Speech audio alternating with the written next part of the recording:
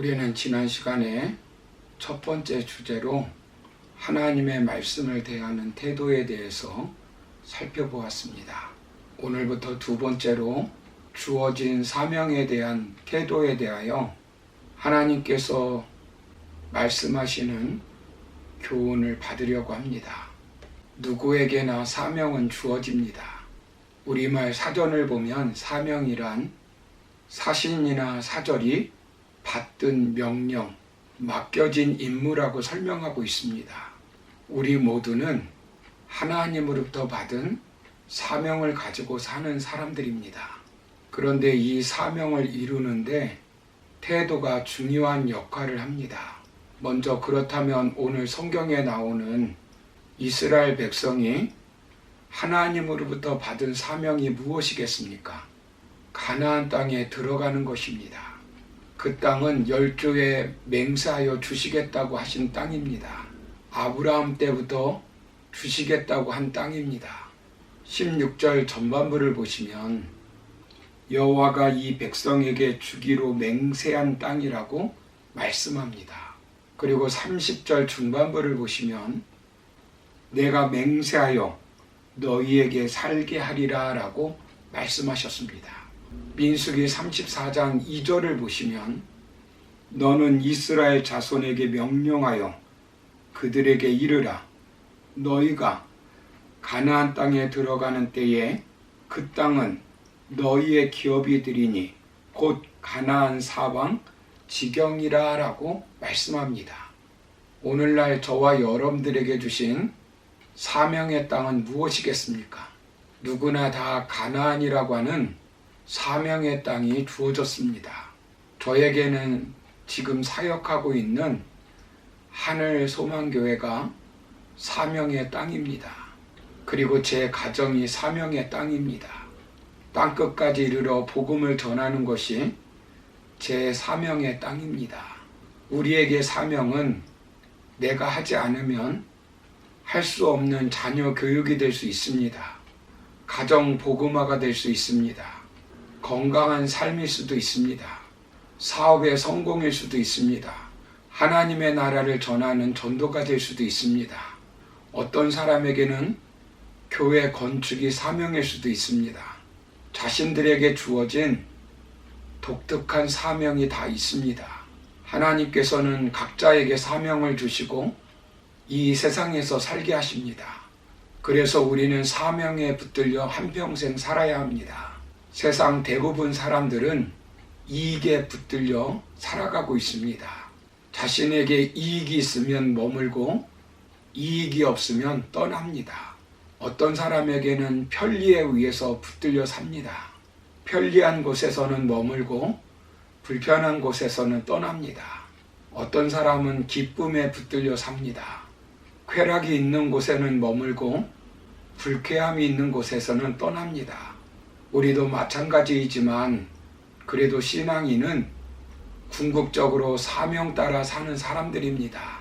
이런 사람들에 의해 세상은 좀 더 좋아지는 것입니다. 아프리카 선교의 아버지라고 불리는 리빙스턴은 이런 유명한 말을 남겼습니다. 사명자는 그 사명을 이루기까지 결코 죽지 않는다. 육체를 가지고 있는 인간은 언젠가 죽게 되어 있습니다. 그러나 우리는 하나님이 이 땅에서 이루라고 주신 사명을 붙들고 사명을 이루기까지는 절대 죽지 않겠다는 태도로 사명 붙들고 살아야 합니다.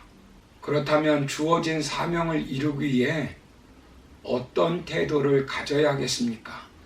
먼저 사명을 이루기 위해서는 부정적인 불신앙의 태도가 아니라 긍정적인 신앙의 태도를 가져야 합니다.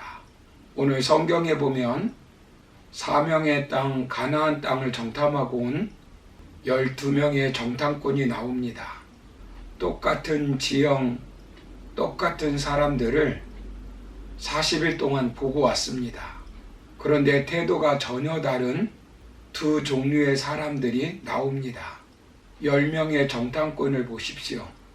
민수기 13장 31절을 보시면 그와 함께 올라갔던 사람들은 이르되 우리는 능히 올라가서 그 백성을 치지 못하리라.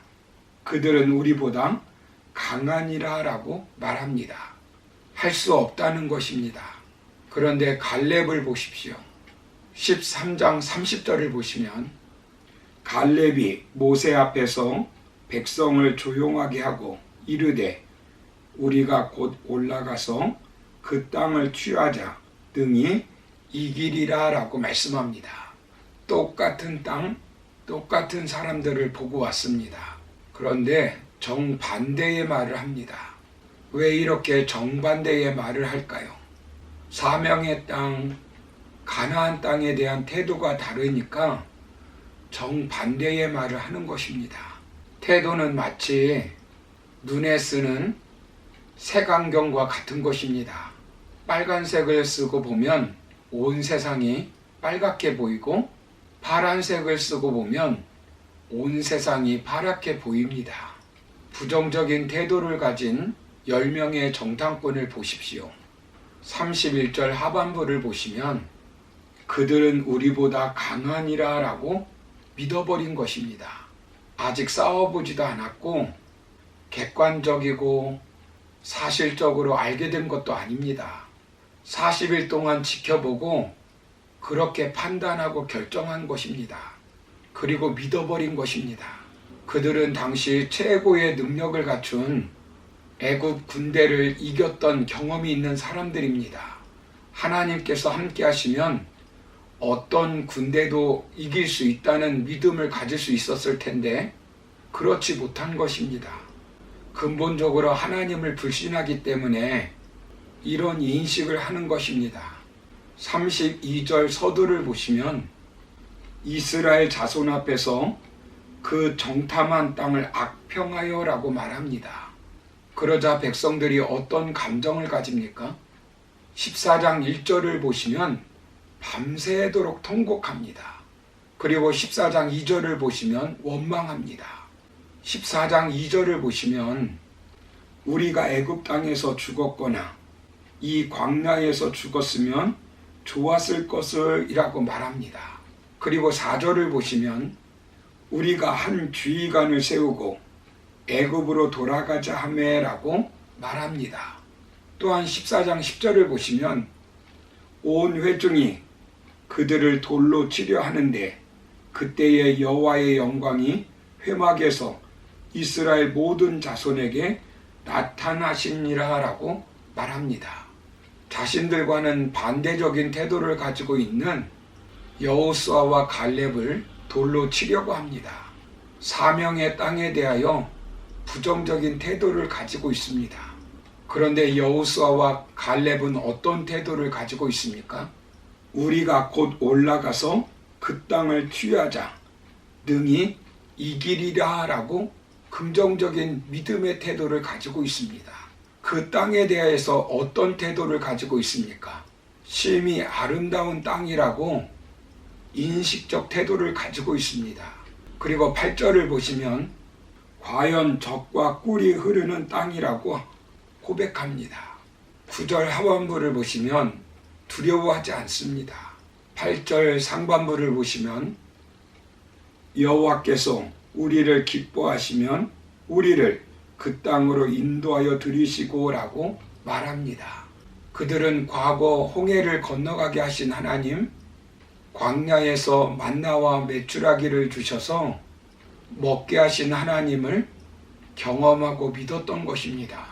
우리는 하나님이 주신 사명 앞에서 부정적 신앙의 태도가 아니라 긍정적 신앙의 태도를 가지고 나갈 때에 사명을 이룰 수 있습니다.